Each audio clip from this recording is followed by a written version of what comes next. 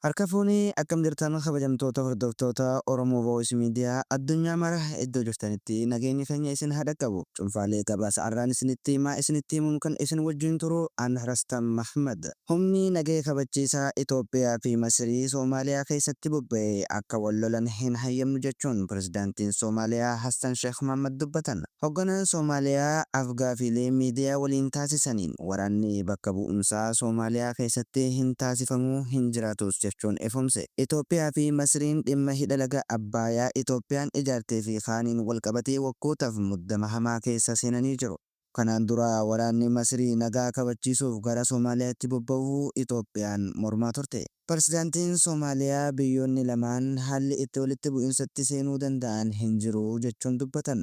Yoo biyyoonni lamaan walitti bu'insa keessa seenuu barbaadan ofii isaaniitii walitti bu'uu danda'u kan jedhan pirezidaantiin kun dachee Soomaaliyaa irratti waraanni biyyoota lamaa bakki qubatan waan walitti hin dhiyaanneef carraa walitti bu'insatti geessuu hin jiru jechuun himan. Waraana biyyoota lamaan gidduu fageenyi kiiloomeetira dhibban lakkaa'amu akka jirus himuudhaan sababni Masiriin Itoophiyaa jeequu barbaadduuf naaf hin galu kan jedhan pirezidaantichi dabalataan Itoophiyaanis dachee Soomaaliyaa irratti humna nagaa kabachiisa Masirii jeequuf sababni barbaadduuf hin jiru jechuun akeekkachiisan.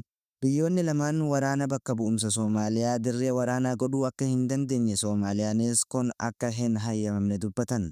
Soomaaliyaan waraana waggoota dheeraaf biyya isiitti adeemsifameen hifattee waan jirtuuf waraana haaraa akka hin barbaannes dubbate.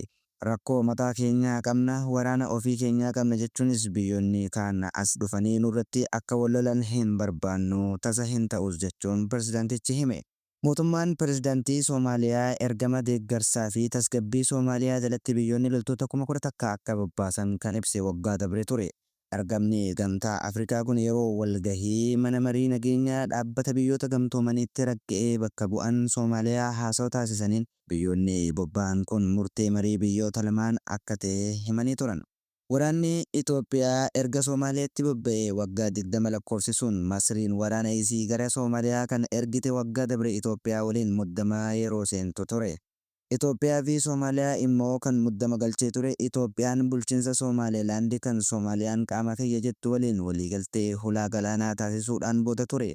Itoophiyaa fi Soomaaliyaan waggaa tokkoof muddama keessa erga turan booda jaarsummaa pirezidaantii Turkiitiin waliigaluun ni yaadatama. Yeroo san ibsa kenname irratti pirezidaantiin Turkii waliigalteen kun biyya hulaa galaanaa hin qabne Itoophiyaaf hulaa kan kennuudha jechuun dubbatanii turan. Dhimma kana kan gaafatame pirezidaantiin Hassan dhimmicha irratti dubbatamaa akka jiru eeruun garuu ammallee hin xumuramne jahan. Itoophiyaan buufata doonii Soomaaliyaa kireeffattee yoo fayyadamte rakkoo hin qabu jechuunis dubbatan.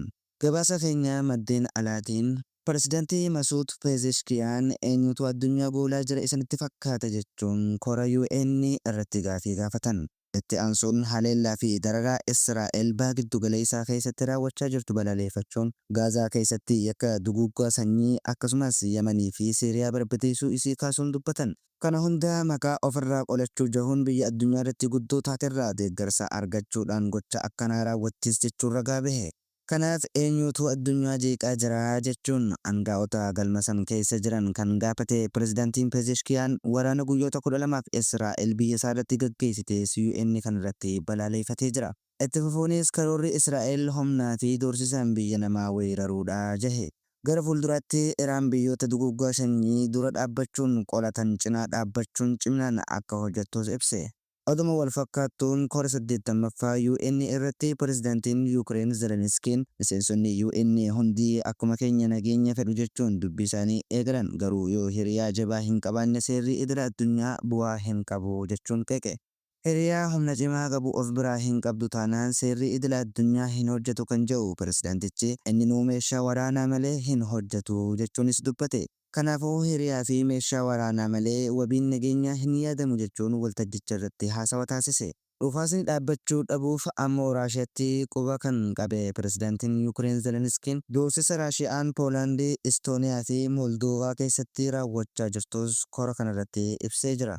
Biyyoonni Awurooppaa weerara kana akka dhaabsisan kan gaafate Zeleniskiin keessattuu Moldoovaan weerara Raashiyaa jalatti kuftee jiraachuu himuun addunyaan akka baraartus gaafatee jira. Kora kanarratti wayita Zeleniskiin dubbatan jilli Raashiyaa kallattiin ilaaluu dhiisee irraa garagalee fedhii ilaaluu akka hin qabnes agarsiisan. Kana malees Zelenskiin kaleessa gamoo dhaabbata biyyoota gamtoomanii Niwuyoork keessatti argamu irratti gaazexeessitoota waliin turtii taasisanii turan. Zelenskiin pirezidaantiin Ameerikaa Doonaald Tiraamp erga waraanni xumuramee booda wabii nageenyaa Yuukreeniif kennuu fedhii akka qaban ni hubanna jechuun hirmaattota kutaksanitti himan. Kun maal fakkaachuu akka danda'u cimsanii wayita ibsanis sobuu hin barbaadu gadi fageenya isaanii hin qabnu ja'an. Carraa ittisa qilleensaa, ittisa diroonii fi ittisa meeshaa waraanaa kaasuudhaan hoogganaan Yuukireen kun biyyi isaanii wabiiwwan nageenyaa kun yoo kennameef Puutiin waraana isaatiif sababii guddaa dhabuu ja'an.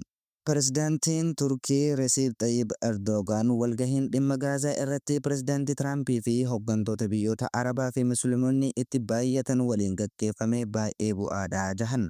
Walgahichaan booda gaazexeessitoota waliin kan dubbatan Erdogaan bu'aa marii kanarratti gammaduu fi labsii waloo yeroo dhiyootti akka maxxanfamu dubbatan. Miseensa neetoo kan taate Turkiin haleellaa Israa'el Gaazaa irratti raawwattu cimsitee kan qeeqxu yoo ta'u, irra deddeebi'iinis duguuggaa shanii jechuun waamaa turte.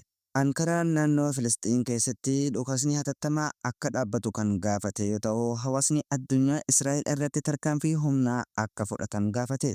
Egaan kabajamtoota hordoftoota keenyaa cuunfaaleen gabaasa har'aaf jennee walitti qabanne kana hanga ammaa turanii sagantaa birootiin hanga walitti deebinutti nagayaan nuuf tura.